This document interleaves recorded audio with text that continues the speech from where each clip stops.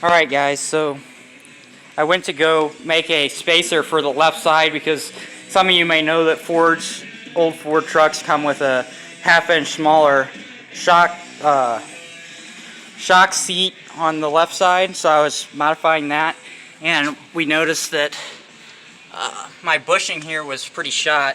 I think I have the bushing, this is the bushing right here, so it was pretty worn out, and this just kind of started wearing on the metal thing itself. But basically, the way you do this is you have to take, basically, you can leave your shock hooked up, I think, but it might be harder.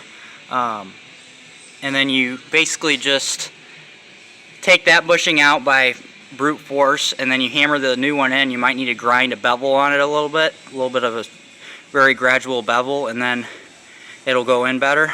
And then after that, you need to jack this up so it's straight, because as you can see, the way the radius arm works is that's not going to work out. So I'm going to go ahead and jack this up. And since this was jacked up like this, the bushing bolt slid right in. Ignore my sketchy jack. But basically now what I'm going to do is make sure that this washer that I'm putting in here fits around this bolt, but also does not ride up in the center of this cast iron thing, because that's not the way it was designed to be used. So basically I've got two shims for a differential here for a Ford 8.8 when I blew up that one.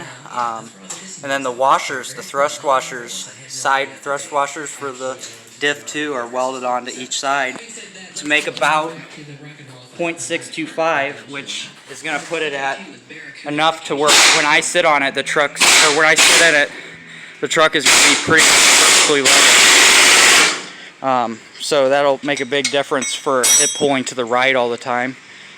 And maybe it'll pull to the left and we can take it to the NASCAR track. Alright, so I cut out a new piece of tire for my spring insulator, whatever. And now I'm going to go put this thing on. Alright, if that doesn't pass inspection, then that's a shame. Never again. Or if they don't do wheel alignment because of that, that would be a shame. Okay, here's how it sits. When I'm in it, it goes down about 1/4 inch. You see it's got a little bit of camber, positive camber, I guess you'd call that. But yeah, sits pretty much a little bit better. Kind of leveled it out a little bit.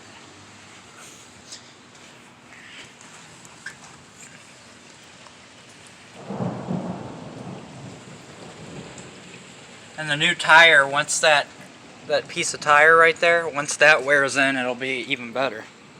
So, but yeah, pretty quick fix.